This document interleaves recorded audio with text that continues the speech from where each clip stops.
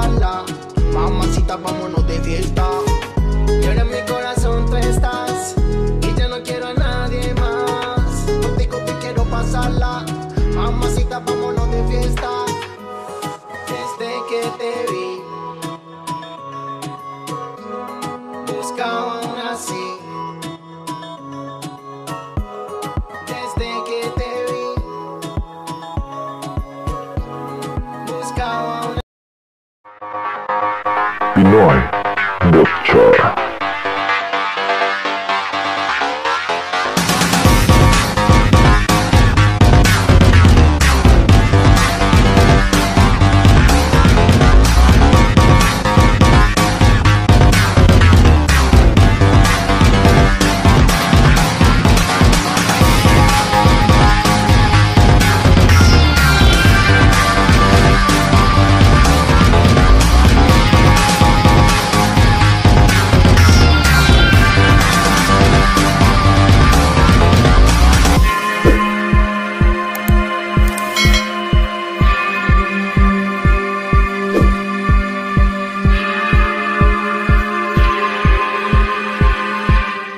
Morning mga kamotser, kaka-out lang. So, grabe overtime yung ginagawa, puspusan yung ginagawa dito sa planta, expansion.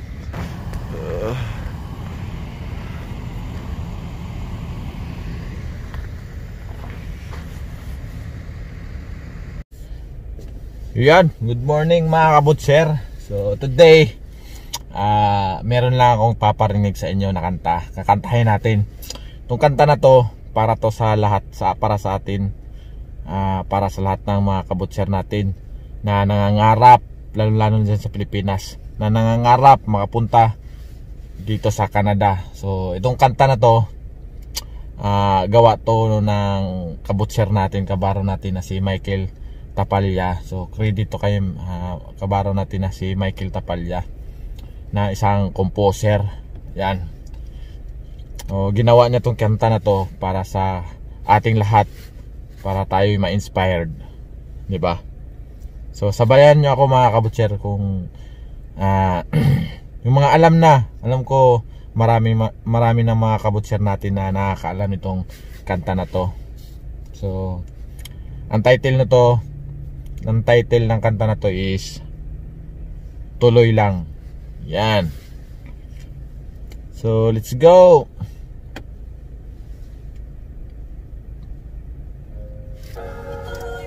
Lakasan natin. Narap huwag sumuko, bunga rin lahat yan pangako. Sa hawakan ng kutsilyo, huwag sa patalim. Hirap yun, wanag sa dilim.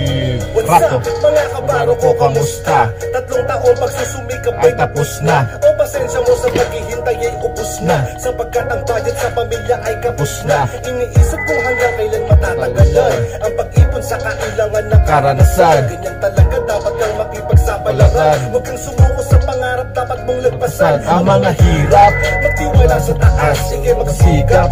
Pamilya mo ang lakas para lumaban sa hamon ng buhay. Araw-araw ang pag-ibutser, magtutunga pa ng araw. Tuloy-tuloy lang hanggang makarating sa dulo. Huwag kang tumigil kahit na mahirap ang trabaho. Aralin ng kutsilyo kung ano ang tamang hasa, at sa paghiwa ng karne, ikikapakatalikasa. Tuloy mo lang, pangarap huwag sumuko. Sabayan niyo ako, Butcher. Rin lahat yan pangako. Sa hawakan ng kutsilyo, huwag sa patalim.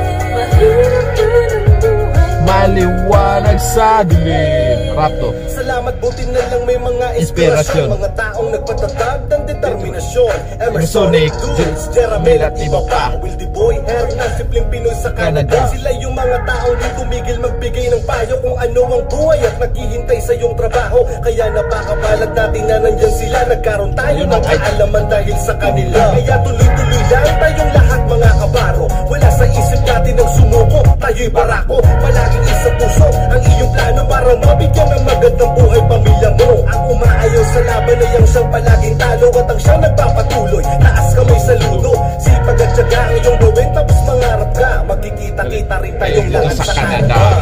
Ituloy mo lang ang pangarap, huwag sumuko. Rin lahat yan pangako. Nang sa hawakan ng kutsilyo, huwag sa patalim. Mahirap ang buhay, may liwanag sa dilim. Huwag mong iisipin, kanilang sasabihin. Nangarap ka para sa pamilya mo, di ba? Huwag mong isipin, kanilang sasabihin. Nangarap ka para sa pamilya mo, di ba? Tuloy mo lang ang pangarap, huwag sumuko.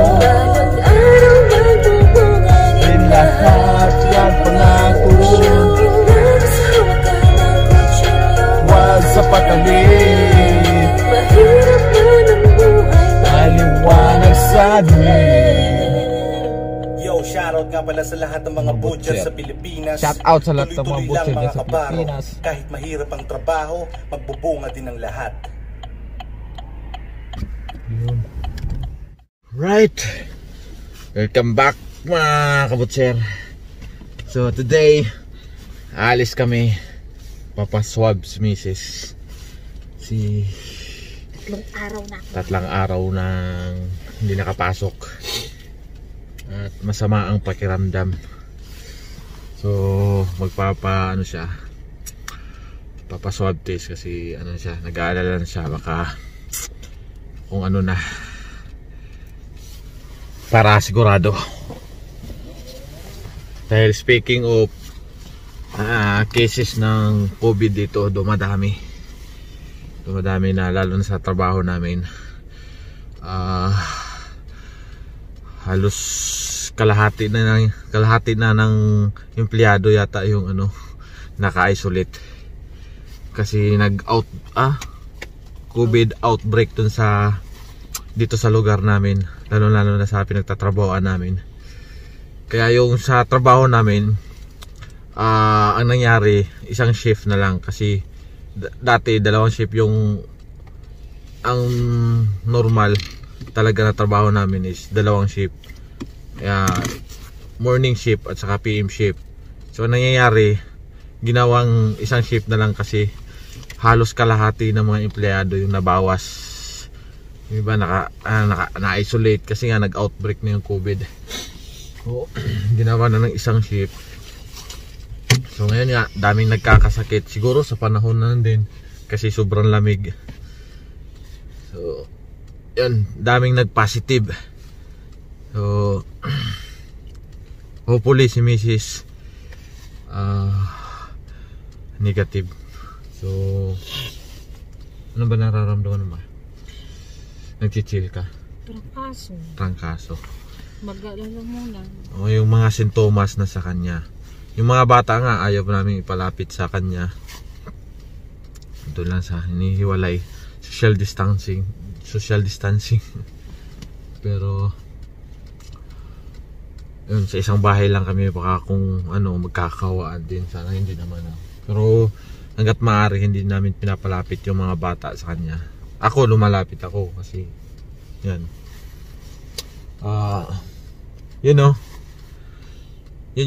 Yun lang yung kagandahan dito pag ganito. Pag gusto mo magpa-swab, yan, walang problema kasi wala namang bayad. Mahirap nan.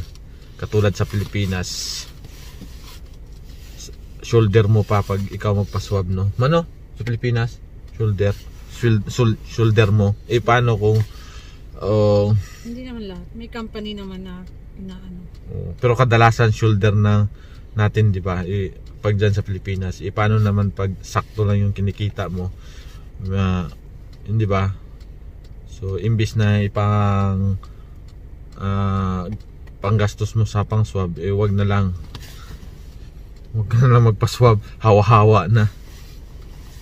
So ganun yung nangyayari sa Pilipinas. Kasi magkano din yung pa-swab sa Pilipinas kung shoulder mo yun? Magkano kaya ba? Wala kang sa yun, sa mga nakakaalam kung magkano yung magpaswab sa Pilipinas, magkano kaya yung expenses kung magpaswab sa Pilipinas o sarili mong gastos, 'di ba? Libo din yata siguro, ilang libo. So kung minimum wager ka lang sa Pilipinas, 'di ba? Huwag ka na lang magpaswab, damay-damay na. Hindi, isipin mo, ipaswab mo.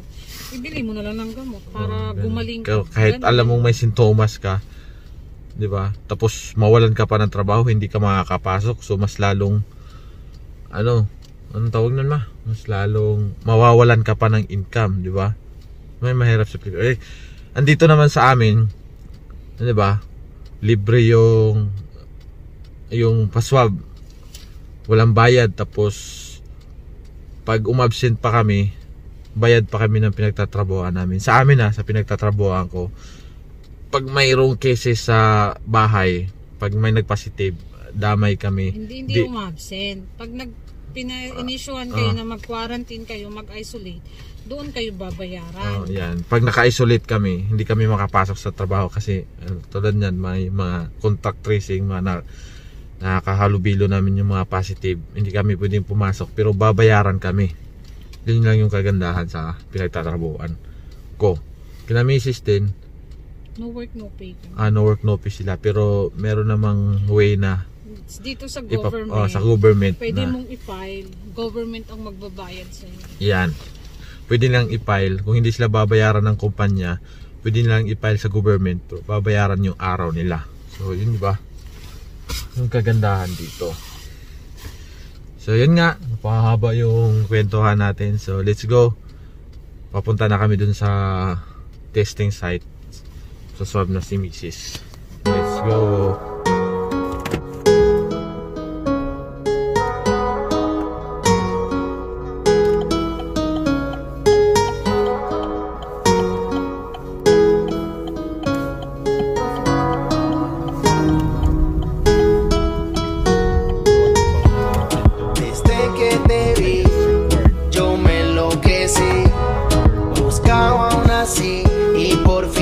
Conseguí, desde que te vi, yo me enloquecí, buscaba aún así y por fin te conseguí. Y ahora en mi corazón tú estás y ya no quiero a nadie más. Contigo me quiero pasarla, mamacita, vámonos de fiesta. Y ahora en mi corazón tú estás y ya no quiero a nadie más. Contigo me quiero pasarla, mamacita, vámonos de fiesta. Desde que te vi, buscaba aún así. Desde que te vi, buscaba aún así y por fin te conseguí.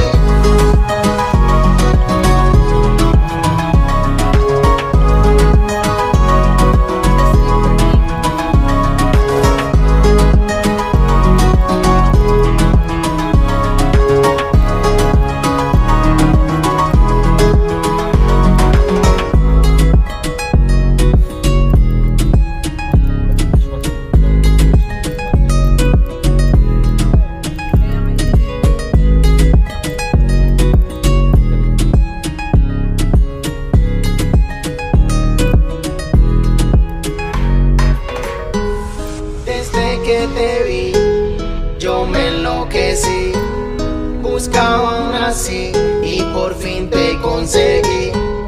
Desde que te vi, yo me enloquecí, buscaba aún así y por fin te conseguí.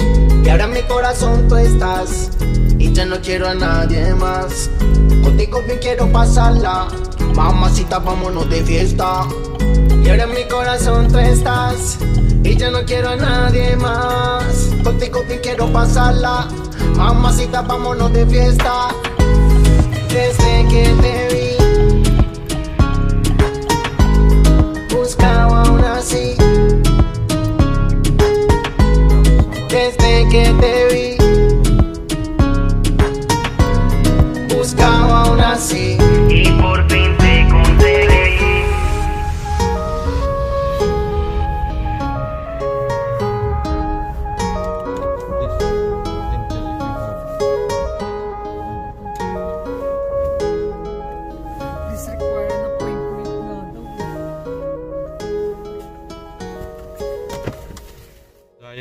dito na kami.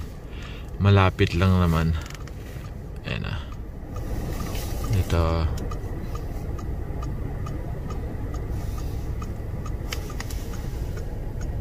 Yan, respiratory clinic and COVID testing. Ayan, dito lang. Dito lang yan sa, malapit lang yan dito sa tinitirhan namin, sa bahay namin. Wala pa ngang 2 minutes yung biyahe. 2 minutes lang.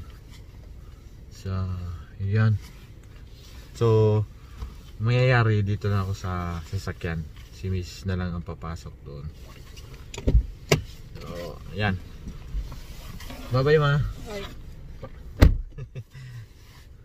So, hopefully mga kabutser, negative. So, hirap kasi ng ano ngayon. Hirap ng kaya dumadami ang cases dito. Kasi hirap na ng virus ngayon. Ang bilis kumalat. At saka kahit trangkaso lang, halos napapansin ko lang dito, kahit trangkaso lang, pag tinest ka, positive ka agad ang result. So, marami na sa department nga namin, ano, sa department namin, sa trabaho ko, sa department namin, halos kalahati na lang kaming pumapasok. Sa department namin nasa 60 kami, 60 plus kami, tapos 30 na lang kaming pumapasok. Kalahati, halos kalahati yun na nawala sa amin dahil nasa isolate. Tapos yung iba naman hindi yun, ano lang yun, na contact tracing lang. Yung si Edwin, yung kabats ko, lagi kong kasama, nag-positive. Ano lang, nangati lang yung lalamunan, tapos naisipan niya, nagpa-swab. Yun, sinab siya, ang resulta, positive. Hindi siya nilagnat, kumati lang daw yung lalamunan niya. Kaya kasi dumami yung cases dito, lalo na sa trabaho namin. Kasi sinusunod na ng kumpanya namin yung protocol ng gobyerno. Yung pag fully vaccinated ka, kahit pag positive ka, tapos fully vaccinated, 5 days ka lang i-isolate nila. 5 days quarantine. After nun, pag wala ka ng sintomas, pag wala ka na nararamdaman, pwede ka nang bumalik na sa trabaho. Tapos hindi ka na nila isa-swab ulit.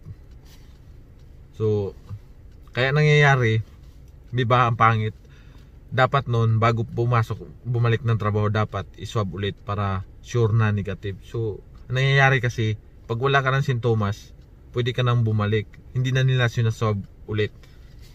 So, kaya ayun, dumadami yung cases, nagka-anuhan na, nagka-outbreak na. Tapos ano pa, nung nag-uumpisa pa lang yung mga dumadami yung positive dito, nung nag-uumpisa pa lang may positive, sinusunod pa rin nila yung protocol ng gobyerno. Pag alam nyo naman, dito sa amin may maraming na mga kasamaan sa bahay, mga nagpaparenta, marami kayo sa bahay. Pag marami kayo, kahit yung may isang nagpositive, yung isang nagpositive lang yung hindi nakakapasok, tapos yung the rest sa kasamahan sa mga kasama sa bahay, pag mga walang sintomas, pwede silang pumasok sa trabaho. Kaya ganun yung nangyari. Kaya siguro dumami yung kaso ng COVID, nagkalat yung virus, kasi yung nakasalamuhan ng positive pwede pang pumasok. So ngayong huli, yung pinagtrabahoan ko, naghigpit sila. Pag may positive isa sa bahay, lahat kayo hindi na makakapasok. So sabi nga nila dun sa trabaho namin, it's too late na daw, kasi nag-outbreak na, kumalat na. Halos kalahati na ng empleyado hindi na makapasok, naka-isolate na. Kaya ayun, ang ginawa sa trabaho namin, isang shift na lang. So, diba? Kung hindi sila maghigpit, kung susundin nila ang protocol ng government na kahit yung nakasalamuha ng positive, pag fully vaccinated, pwede pumasok sa trabaho. Pag yun ang susundo nila, maubos yung magkakawaan lahat. Kasi hindi natin alam yung nakakasalamuha kahit walang sintomas yan. Pagpapasok yan, baka may nadalang virus. Ganun yung nangyari. Kaya ngayon, nagkigpit yung pinagtatrabuhan namin. Yung pinagtatrabuhan ko. Once na may positive sa isang bahay, automatic lahat na kayo. Nung una kasi, yun, diba, sinunod nila yung protocol ng government. Ganun lang kasi. Ganun yung ng government eh. Kahit na may positive ka sa kasamahan mo, pag fully vaccinated ka, pag wala kang sintomas, wala kang nararamdaman, pwede kang pumasok. So, yan. Di mo na alam, ikaw, nagdadala ka na ng virus doon sa trabaho mo. So, ganun yung nangyari. Kaya dumami. Sa ilang linggo lang, dumami. Halos kalahati ng kasamahan ko sa trabaho. Ayan. Biruin nyo, nasa ilan kaming empleyado dyan sa trabaho namin. 2,000. Diba? So, yun nga. Daming na-isolate. So, ginawa na ng isang shift kasi hindi na kaya ng pag dalawang shift, hindi na kaya ng production, hindi na na-operate ng maayos kasi kulang-kulang sa tao. So, ganyan, pinagsama na lang, pinag-isa na lang. Ayan, dito na si Mrs. Tinuhog na daw yung ilong niya. Sakit ba? Yan. Tagal daw yung result kasi nga nagkakaroon nga ng backlog daw. Sa online na malalaman yung kung ano ang resulta nino. Kasi After daw? 3 to 8 days. 3 to 8 days. So, yan. Abangan natin yung resulta na yan. After 3 to 8 days daw malalaman yung result. Pero sa online naman check to yung resulta. Pag positive siguro mabilis i-release yung result, no? Para mag-self-isolate ka. Yan. So, let's go. Anong experience sa Pang-ilan ko na nga. Pang-ilan mo na yan eh. Ako hindi pa. Ang lalim ng niya. Malalim siya magtuhog. Hindi pa ako nakaranas yan. Sa kanya, dati yung parehas pa kami sa trabaho, sa High Life pa siya nagtatrabaho. Nakadalawa ako. Kadalawa? Pangatlo mo na yan? Oo. Pangatlo na to. Apat, nag-rapid test ako ng Ay, yung pangatlo, nandito lang yun eh. Ayoko may dot-dot na. Ang sakit. Yan. Hindi kami nigyan ng anti-rapid test? Wala nga silang rapid test. Nagkakaubusan daw sila ng rapid test. Wait na rin kami. After 3 days pa natin malalaman yung result. Or 3 to 8 days pala. Sa online na yan malalaman. Sabi nga, wala akong appointment, lahat ng pumapasok may appointment. Sabi ko, I called last Wednesday and then no one's called me back. Okay. Yan. Pumunta lang kami dito, wala siyang appointment. Pero at least inano pa rin siya, anong tawag dun? Accommodate pa rin siya. Kasi tinatawagan namin yung number na yan. Walang sumasagot. So sabi nga nila, I'm sorry kasi we're so busy. And there's so many people coming in here so we can't no one's answering the phone. Kasi nga, maraming nagpapatest siguro, no? So, update ko lang kayo mga kabutser sa kung anong resulta nito. So, matagal pa naman. 3 to 8 days pa daw. So, pag positive, sigurado, yan sila kagad, ipopost kagad yung result yan. Pero pag negative, abot pa na ng 5 araw yan bago makikita yung resulta doon sa online. Ganun yun eh. So, pwede kaya ako pumasok? Wala pa naman positive. Paano pala pag positive na pumasok ako? Saka ka lang naman nila ika-quarantine pag may positive na? Pag may nag-positive na. Pag nagkalat na ako. Ang masaklap kasi matagal ang result. Kay naman mabilis naman eh. Pero Pero nag-ano na kasi siya kahapon, nag-rapid, Wednesday. nag-antigen na siya. Pero negative. Pero ayaw pa rin niya pakumpiyansa kasi meron talaga siyang nararamdaman. Kasi sa rapid test, hindi siya accurate. Marami nang nangyari dito pag yung ginagamit nilang yung rapid test, nagamit nila negative, tapos pag nagpa-swab sila dito, nagiging positive. So, hindi talaga accurate yung rapid test. Hindi accurate. Kung alam mo sa sarili mo talaga na yung symptoms mo hindi normal talaga. Para na rin sa peace of mind mo. Para hindi siya kumbinsido dun sa negative sa rapid test. Kaya ngayon, nagpa-test siya. So, wala namang problema kasi wala namang bayad, di ba? So, marami nang nagsidatingan na magpapatesting siguro to. Papatestin sila. Mga kabataan. Mga kabataan. Ang saklap, hindi rapid test. Kasi nung mga nakaraan rapid test mabilis lang yung result Kahit may kunting nararamdaman ka nito, magpa-swab ka lang, wala namang bayad or ano na lang. Yung hindi para naman sa walang bayad hindi, sa at least, peace of mind mo peace of mind na at least sigurado ka negative ka, hindi ka makahawa ng iba. Or nakakabahala din kasi may sipon ka lang positive na agad yung karamihan may lang nangati lang yung lalamunan, nagpa-swab positive na. Yun pala, na ngayon yung virus, simpleng trangkaso lang, positive na yung result. So balik na rin ulit kami ng bahay, hindi naman kami pwedeng gumala kasi nga, di ba, may masama yung pakiramdam at saka at the same time gi-snow, malamig.